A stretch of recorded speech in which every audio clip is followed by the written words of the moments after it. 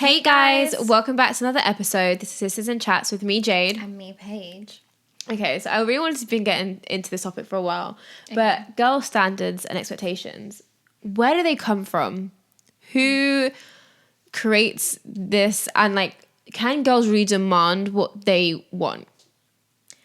Well, I think starting from your first question. Okay. I think it comes from social media. Okay. I definitely think that's a big thing to play because when you see this whole life, what these girls are getting and how they're being treated, Yeah. they're like, oh, I want that. Now you need to do that, regardless of what they're able to bring to the table themselves. Okay. Sometimes they get caught up in social media and they're not really living in reality. Yeah. But can they demand it? Like, can they demand, I want a guy that earns, I don't know, 6 figures a year and drives a double R's? Can you demand that? I personally would say no. Unless you've been, say if you've been brought up in that environment and, you know, your family's really wealthy, then naturally you would go for someone who is Of the that same. wealthy status. But if you come from nothing, and it just comes down to, I always say drive and ambition, because if you have nothing and you're literally sitting there scrolling through social media, but you're demanding, oh, you need to give me this, and this, then no, be quiet. Okay. Work on it yourself. But if she's like someone who has her own goals, aspiration, and is doing her thing and is carrying herself well, then by all means. Then she can make the demands of who she wants to be with. Because you're providing that yourself. Yeah. I do feel like growing up, like you're growing up in your standards of your life is like, It's okay. I'm twisted on words. I feel like your upbringing definitely influences your standards and your expectations. It does shape you, definitely it does. And certain people's standards and expectations will be set a certain level, especially if they had that upbringing of their, like, you know, being in a nice house and like being around nice cars. Then your standards automatically there. Yeah. And the treatment of how you get treated by like your parents or whoever may be, like your older siblings, that also sets that standard to be like, well, I'm only going to accept this and like nothing less. Yeah. But do you think if someone grew up in a really nice house and like was given money and they didn't have to worry, and they don't do anything though, they're like just at home chilling, can they demand someone to be, again, earning 6 figures and driving on double R's? Well, it depends on like how wealthy, like if we're talking stupid wealthy in the nice house and giving money, then obviously I think it's best for you to date someone and demand within that, the same. Okay. Because you've grown up with it. Unless you're someone who doesn't mind settling and you're not about materialistic things, then fine. But just because you may have grown up and was given that or have the opportunity to live in that environment, that doesn't necessarily mean that you should demand it from someone else. And I'm saying that in the context if you haven't come from like an extremely wealthy background. Okay. Like, let's just relate, like, for example, like me and you. Yeah. We've grown up in a nice house. But just because we've grown up in that, I don't think we should demand, oh, this, like, a guy needs to be having this and that. No, like, we date within, you know, what we can give and take. But obviously, I think it's also nice to, as women, to be with someone who that can provide more. Is a provider. Yeah, that's because and it's a nice pull quality through. to have, because Of course. you can fall back onto that in not just like financially, but in many other aspects as well. Yeah. But yeah, what's your take on it? I feel like I've just been yapping away. No, I definitely feel like the girls who basically come from nothing, but is out here demanding what they see on social media, but has no sort of ambition and is pushing themselves as an individual, I feel like it is a no-go. Yeah. Don't be demanding when you're not even ambitious yourself. But if you're someone who's been brought up in a certain standards, of course, and you're going to have naturally expectations, and I don't think there's anything wrong with demanding those because that's just what you've been brought up in. Yeah. Obviously, trying to find someone that will follow suit to that's another question. But a lot of it is just facades because people be just lying on social media. But it's all an aesthetic. Like everyone loves an aesthetic. So I'm definitely Pinterest girly out here loving the aesthetic. So, you know, I'm here for it. But it can get a little bit crazy with the requests that girls want. But then again, be delusional. Be delulu. You know? there's girls out here that What come from nothing and they're getting everything they demand. Yeah. And good for them. You know? No? Yeah, great for them. I mean, It can happen. It can happen. as long as you're not tearing someone down and demasculating someone in the process, Oh, then of by course all not. means. Yeah.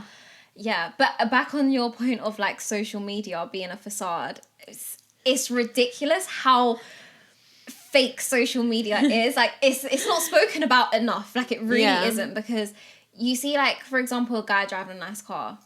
He's renting it. It or could it's be his a rental. friend's car. Oh, like, it could be his friends. what the hell? And then now you think in your head, or like, even for example, this is like something a bit different, but you know, where they get like a really nice hotel, or like it's decorated and whatnot, but it might not even be theirs. Yeah. Like, or it's a just thing a like lie. designer and things like that. And it's like, oh my God, they've got so many designer things. One, it might not even be legit. Oh, yeah, or true. it literally just be the fact that they've just spent their whole entire paycheck / their savings to get that item. So it is crazy out here. I feel like I'm definitely high on, though, get it yourself. Yeah. I feel like the little things, I don't know, I feel like you can, I don't know, I feel like I would want to be with someone that's financially stable, who can provide a roof over their head, for like just the future protection of like her family and all that stuff. Yeah. But I'm not going to be out here demanding for Van Cleefs and, I don't know, Gucci or whatever that is. One, I'm not really into that stuff, but also if I was to demand that stuff, it's a bit like, but can I financially provide that for myself? If I can't buy those unnecessary, like, nice luxury things, then I don't feel like I should be out here demanding. I agree with Like, if I demand my man to take me to, you know, DR, Dominican Republic, but I can't take myself there, who am I to demand? Like, if I can only take him to Milan, for example. Like, who am I to demand for him to, like, take me to all these, like, luxury places when I can't do it myself? I don't know. But also, I think a part of it is a little bit, not toxic. I don't know if toxic would be the right word, but for me, it's a bit like, I want them to know that I can do this all myself. Yeah. So if I want to go and get that bag, I can go and get that bag. If I want to take that flight to that location, I can take that flight to that location. I don't need you. But I think that's more of me just trying to prove to, like, other people that I can financially do it myself. Yeah. Which is sometimes is a normal thing to kind of feel like that. But you wouldn't, being with that person, you wouldn't care after a while. You're just like, oh, like, whatever. You'd be like, okay, fine, you can treat me like a princess and I'll just sit back and just save all my money and just stare at you and say thank you. Building the savings for. Literally. Why not? So, yeah. I definitely agree with everything that you've just said. Yeah. Date within your tax bracket. And I think we briefly touched on that in another previous episode. We just said that.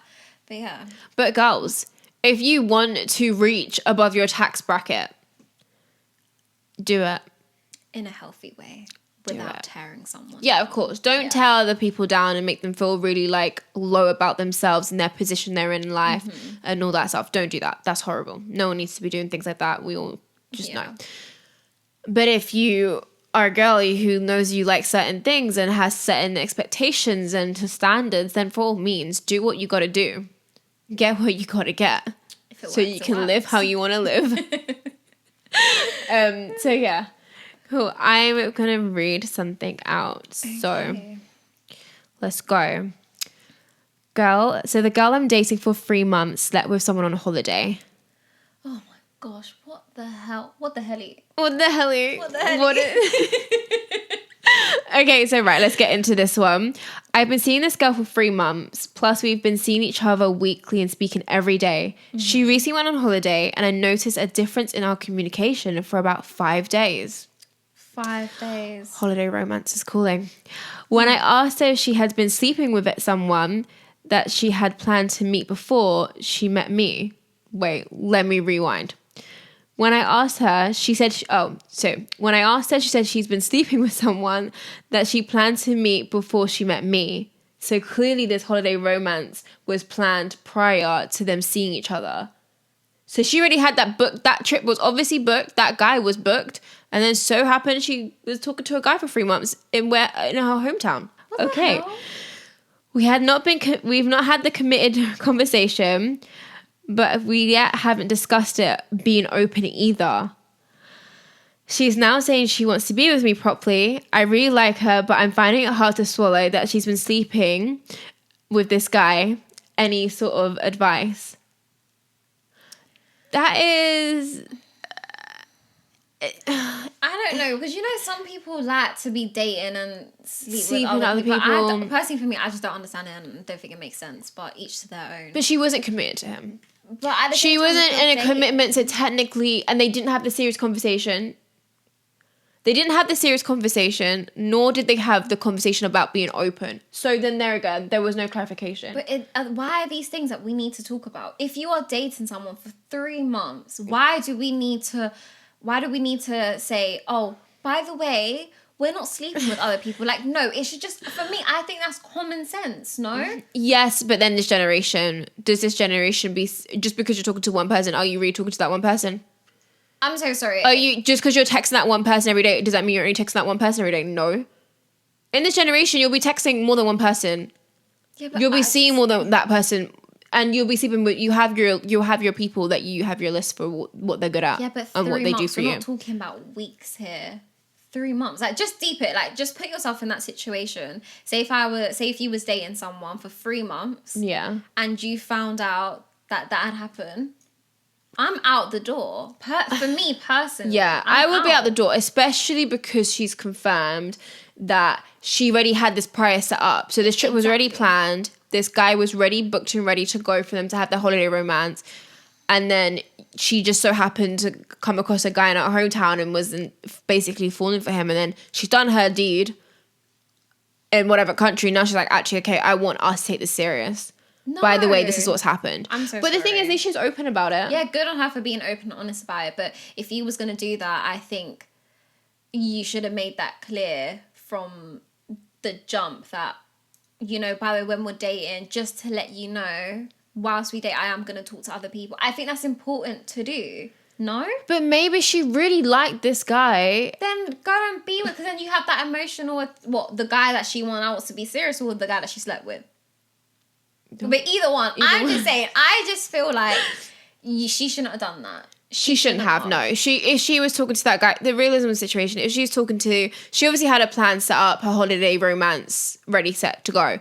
She then obviously not fell in love, but she's then gone to go know this new guy for 3 months, and she obviously clearly likes him. Hence, she's telling him about the holiday romance and how it was already booked and ready to go. Yeah. And actually now she wants to be committed with him. So she clearly really likes him, which was not obviously intended.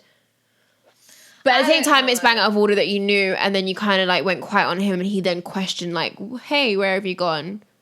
Exactly. For me, even if he does, the reason why I'm saying to leave is because even if you do choose to forgive her, I bet you any money down in your relationship, there's gonna be a point or a period of time where you're gonna hold resentment towards her. Because of what she had done. It's going to maybe bruise your ego, or even if it doesn't bruise your ego, it's going to do something to you that's going to play on your mind.